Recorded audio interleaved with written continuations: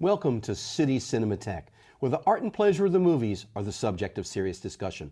I'm your host, Jerry Carlson, and I teach film studies at the City College of the City University of New York. Today, it's our pleasure to present the 1977 Russian film, An Unfinished Piece for Player Piano, directed by Nikita Mikhalkov. Now, this is based upon Chekhov's early play, Platonov, and it gathers a group of people at a country home and shows us exactly who they are over the course of their activities. We'll be talking about that, the process of adaptation, and other things after today's screening. Joining us will be Professor Emil Draitser from Hunter College, a noted expert on Russian literature and cinema. Now, enjoy this opportunity to see An Unfinished Piece for Player Piano. Welcome back. I hope you've enjoyed this opportunity to see An Unfinished Piece for Player Piano from 1977, directed by Nikita Mikhalkov, who goes on to win an Academy Award for his film Burnt by the Sun a number of years later. This is a very rich film. It's one of the most admired adaptations of Chekhov and one of the most admired films from the period in which it was made, the Soviet Union in the 1970s. Here to chat with us about that today is one of my colleagues from the CUNY system, Professor Emil Draitser of Hunter College. Emil teaches, not surprisingly, Russian literature and film and culture at Hunter College. He's the author of 13 books, and I'll just mention 3 of the 13. I like the title, Emil, Taking Penguins to the Movies, which is your book on the sociology of Russian humor. And most recently, you've published Shush, Growing Up Jewish Under Stalin, and also Stalin's Romeo Spy, which is a spy story, but based on somebody who really was a Romeo spy. Thanks for joining us today. And this is a film that you've told me you teach with great frequency. Let me just start with that. Why do you choose, when you're teaching a course, to teach this film? Why is it an important film for you to have people see? I have to say that this film probably the only film that explains what happened in Russia in 1917. The film that shows some very deep-seated problems of Russian society that eventually did not allow it to evolve into normal democratic society. Right. Because the film takes place, the time of the action in the film is end of 19th century. Very important. Why? Because it's already the government abolished serfdom. Seemingly there are opportunities for the Russian society to evolve from the serfdom, from the relationship of the masters and serfs into a normal society in which every member of the society has a sense of duty, has its place, and so on. Now, but what happened in the film? In the film we see all this bunch of characters primarily idle. Absolutely. The lawyer is comfortable enough, the son of the Sofia Petrovna, and he says, why I have to practice law? I'm okay, I'm comfortable. The doctor has a degree from medical institute, but he doesn't care to go to save a patient. He's too bored with it. He's disgusted with all of this. So there's no sense that in a civil society you have certain duties. As the Platonov, the hero, says, you took somebody's place in the university. You finished it. You got a diploma. So you have to do something out of it. This sense of kind of you're part of the civic society. It's not there. It's not there. Absent. And we're talking about already generation past from 1861, this abolition of serfdom, to roughly we're talking about 1885 and 1890. Plenty of time to this happen. It does not happen. So he tries to, Chekhov in his play, and the director correspondingly reflecting the Soviet time when he made it. We'll talk a little bit about that later, He shows why, what is beyond that. And so this is the hero. The hero, Platonov, actually, he's no better than the rest of them, but he understands it. Ah, there's the difference. That's the only difference. He understands it and he attacks everyone. He mocks. He's ironic because he's full of this self-disgust. He understands that he's a failure. And here is probably, for me at least, I try to get to the bottom of it. Why? Why all this happened? Not because of it was still monarchy. Right. It's not that. We had monarchy in other countries of Europe. No, because at the core of Russian culture lies the spirit of Orthodox Christianity, in which contemplation of the God's design is the key to understand the Russian call it the smysl жизни, I mean the sense of life. What is the sense of life? Not that the sense that life is as you do it, but as you contemplate it. As you contemplate it. Right. If you contemplate only, why do anything? So of course it's subconscious. Of course it's in every bit of literature in Russia. All this. That's why all these Right. questions. What is the meaning of life? So that's what it is.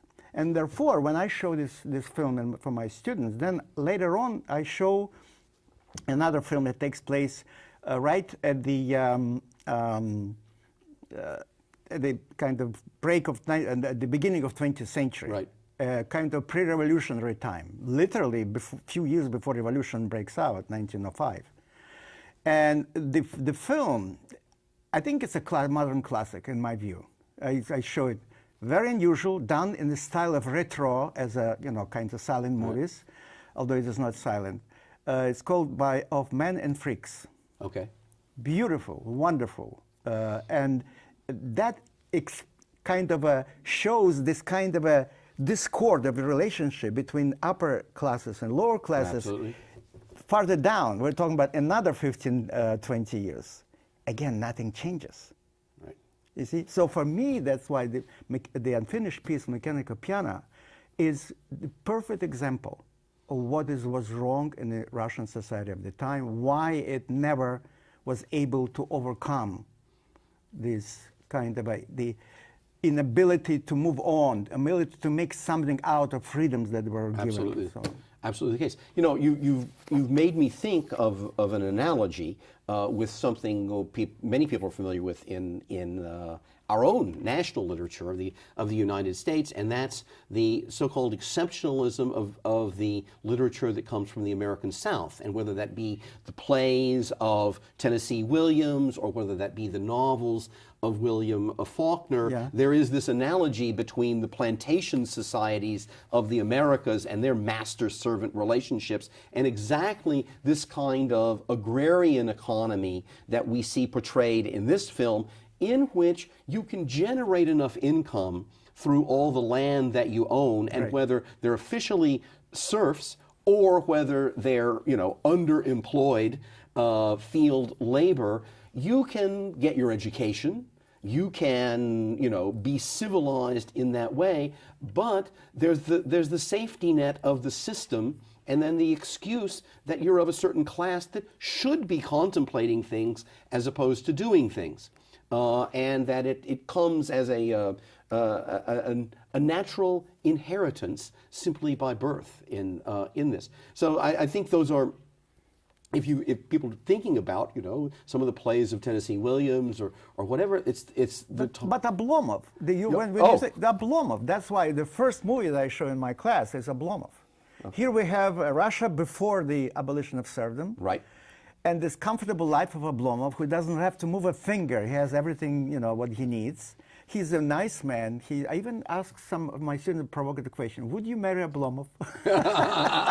But you might be surprised. But some women said yes. Why? Because he's such a nice man. He's a good man. He has good heart and everything. He's not like your bloodthirsty exploiter. He doesn't move it. But at the same token, right. The movie and the novel on which it's based shows that he was doomed because he dies of overeating, basically. Right. Yeah. Absolutely. Yeah. So let's coming back to this particular film. What do you make of this? Is a wonderful ensemble piece. I mean, there's extraordinary acting on every side. On the way Mikhailov chooses this house in this kind of setting. What is that? Well, this setting is perfect for this because remember, when it opens up, number one, the day is hot, it's humid, there is no move of fresh air. Correct. Right? There is a pond which is overgrown with scum. Absolutely. The swamp-like existence. You see, the symbology on every level in this film. Absolutely. A swamp-like existence. Everything is kind of a, there is no move. The idle talk in the beginning that they have and so on, like nothing moves. There is no action. Right. Pretty much like in Russian society at large. So that's why I think that it was a perfect setting. I have to say that the artistry in this movie is superb. I don't think anything that I saw done by Mikhalkov actually is better than that. Right. He's at his prime, I think, in my view. Now, this is interesting because this is, you know, almost 15 years before the collapse of the Soviet Union. This is the 1970s. So why make this film about this period, you know, 75 years earlier, 75 or 80 years earlier, why make this in the 1970s? And how do you get a film like this approved and made in the 1970s? That's a very good question because at that time we saw quite a bit of adaptation of classics. There's one very simple explanation. When you present a script and it's adaptation of a classic work, you have less censorship. Oh, Chekhov, of course. I mean, what, Tolstoy, fine. You know, there's no big deal. So one reason for that, and we saw not only in the movies, also in the theater, resurrection of the old classics, but of course giving them contemporary reading. And of course, when you see the parallels are striking, because when we think of Brezhnev period, this is 1977, this is the height of Brezhnev period, the period of stagnation, as we know. Is what a perfect portrait of stagnant society, and almost saying, hey, we're already, what, 80 years down the road or more, 90 years, nothing changed. The inability, we say beautiful words, right? The old, remember the characters, the son of Sophia, the lawyer that doesn't practice law, and all other characters say wonderful, we'll want to hold people, but they do nothing. They do nothing. A lot of talk, empty talk, but no action. Well, you know what I always like to refer to films like this that certainly come from Russia in this period, but come from a number of nations where there are state film industries or issues of censorship, is that this is what I would call a deniable allegory. Because it's doubly coded, like all allegories, so that the audience knows they're looking at Chekhov, knows there's an analysis of pre-revolutionary, late 19th century, but they're equally aware of the fact that this is about today. But if anyone is confronted with that in terms of official interpretation, it's completely deniable. What do you mean? Oh no, our glorious country is nothing like this, while at the same time you're asserting exactly it's like this, but it is acceptably deniable in that, and so you remain protected by doing it in that way.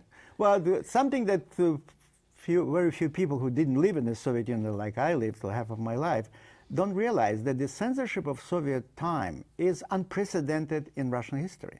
Even at Tsarist time, there was no such severe censorship.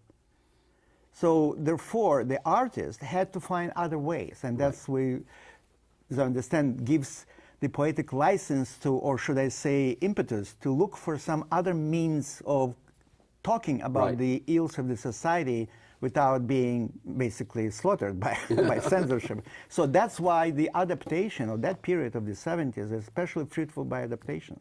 Right. And this is very interesting because this is a play of Chekhov's. It's an early work that was not actually produced during his lifetime. So there's the way in which it's an unproduced and unfinished piece. So you're, on the one hand, going back to a classic author who's perfectly acceptable because there's an interpretation of Chekhov that's an official interpretation of him as someone who brings the news about the decadence of the society that must be swept away. And ideologically, it does not contradict the Soviet stand that actually the Russian society, the Russian intelligentsia of the time did not know how to move society forward. Therefore, they Right. Revolutionaries came in and made the movie, so to speak. Needless to say, we know what is the result of it, exactly because the society that at the time of around 1917 was completely disintegrated in that sense.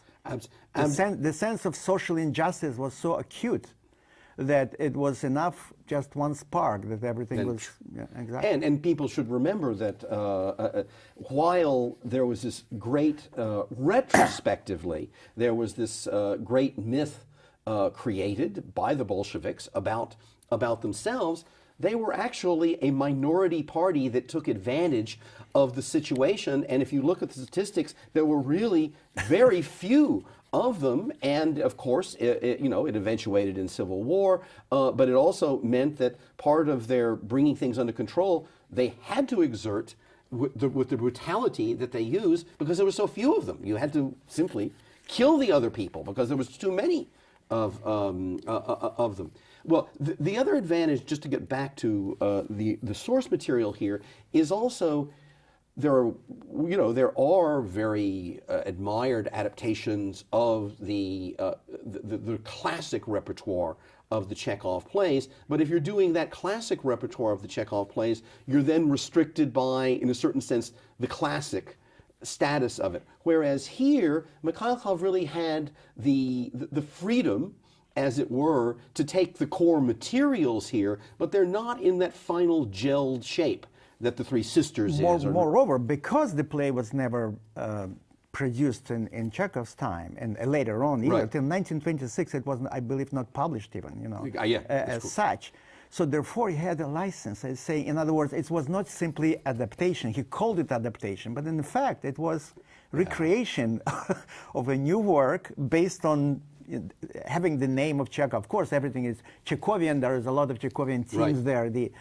We see the same. I would say that in the Cherry Orchard, we have the same kind of a problem between the Chekhovian kind of love for the beauty of the orchard, of the old, of the aristocratic way of life, and at the same time, and this kind of he's laughing at this inability to live normal life of these people. But in this play, he has, which was written before that, his sympathies are much better, much more on the side of the working man, the one who actually, he is the one who is creditor, this Gerasim Kuzmich. He says, everything what you have seen here, it's mine. I produced on my money. I gave you money. Absolutely. I'm the doer. I can do everything. Do. You see, that's the key. Because all other, they do nothing. They cannot do anything. They are not interested. No, and it's very interesting the way he sets this up in terms of exposition, because we see, and this is the paradox of the moving picture about people who don't move. Okay. Yeah, exactly. Yeah. But the basis of how this society is now being driven and fueled by this money, by the upstart, the person who is the nouveau riche of this, that's not revealed until later. Exactly. Because he's in his place there, and then finally, since there's nothing recognized, he has to, because they're never going to recognize it, they're never going to give him that praise, so he has to step forward and assert himself and praise himself. But there's a symbology there, because this is the man who eventually will marry this woman, because that's the whole thing. So the beauty of the aristocracy is she's a beautiful woman, and so there is even, I would say, the symbology of having illicit affair with her. That's what it is. Russian aristocracy has illicit affair with the new class that is coming. Why? Because she cannot survive otherwise. Absolutely, absolutely. Now, you by introducing that, you introduce this other thing we haven't talked about, and that has to do not just with classes, but it has very much to do with gender roles and women. The way in which this is a hierarchical society, that we have a character who's yearning for modernity, and we have the whole way it's thematicized. Well, we don't deal with things that way in our household because we're sensitive to gender matters, and gender becomes this sort of site this place for a big debate about the traditional society versus a modern, an open, a democratic society. Well, definitely women in this Chekhov play are powerless. Yeah. They all depend on men. How men, the Gerasim gives money for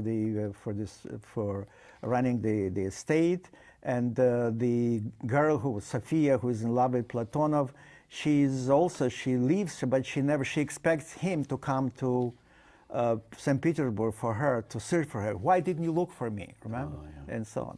So it's obviously it's no place for a woman in that society to take charge of her own life. Right.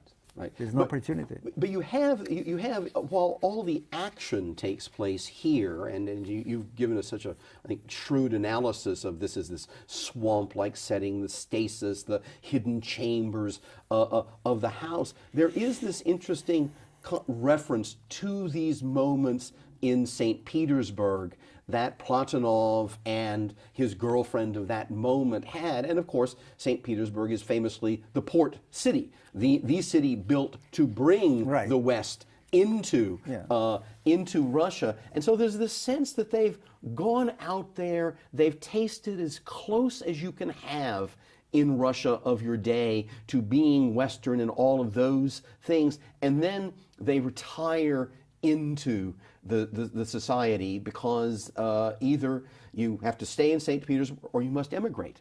Right. But then when you're pulled back in here, then you're pulled back into the society represented by this Dasha and the man who can run over and kiss her hand, right, and say, well, that didn't hurt so much. Right. Right. Well, that's a good.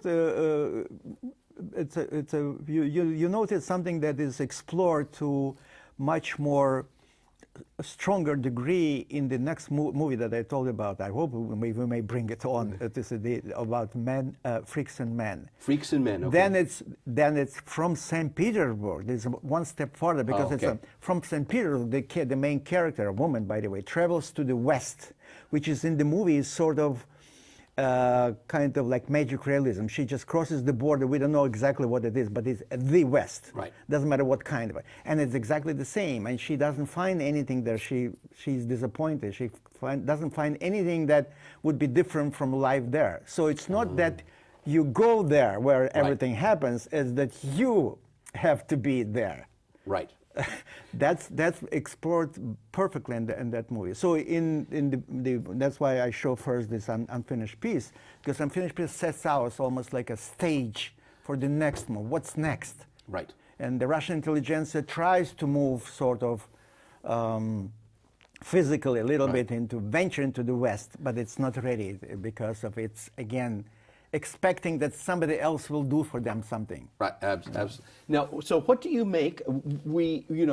Chekhov is frequently, we're told that he writes comedies, though many of the adaptations don't really emphasize that aspect of his great art. What do you make of the main servant and how he fits into this ensemble? Well, both servants, I have to say, they brought in perfectly to show that this is very few. I even have to tell my students, remind them, this is the time they are not serfs. Right. They are hired. Right. So in other words, at least some modicum of civility and respect should be shown to them. Right. They can say goodbye and go. But the truth of the matter is that the relationship between upper classes and lower classes remained the same. The way that Anna Petrovna, she treats them, giving all kind of courses and go away from me. No. It shows that nothing really changed. They are in the same position. Well, and what's interesting is not only her mistreatment of them, but the way in which this is, a symbiotic relationship that is centuries old. And so it's not the fact that you can wave a magic wand over serfs and all of a sudden they instantly become well-educated, people with a very strong self-image of themselves. So it's difficult to pull away from that if that master-servant relationship is all that you've had to define yourself. There's a wonderful moment in one of the plays of Horton Foote, who is frequently referred to as the Anton Chekhov of Texas, and a great, yeah. In which there's a black man on a plantation, but it's at the turn of the century, and the young boy asks him, "Well, you were freed when you were a young man." And he said, "Yes, I was." And he says, "Well, why didn't you leave?" And he says, "Well, to go where?" Exactly. Because the imaginary boundaries are drawn so strongly by the relationship that the legal document doesn't really change. The same happened in Russian society, absolutely. They had nowhere to go.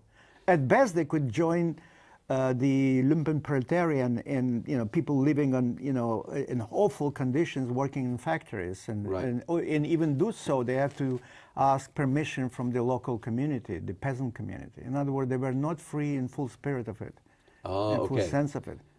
So therefore, even to choose whoever they will be servants of, I mean, this kind of paid servants, that also there was not much of a choice for them. Right. Right. In reality of life that they lived in. So. You don't go to the bus station and say, exactly. take me to L.A. Exactly. As a day laborer, right? Yeah, absolutely the case. Yeah. So we've just got like 1 minute left. So if there's anything you'd like to leave people with about this film, anything that a kind of last word to open up some doors for them? Probably even for contemporary American readers and audience, viewers, the character of Mikhail Platonov is very indicative of that kind of a man who had great hopes for himself. He was called the young Byron. Yes. He wanted to achieve something in his life.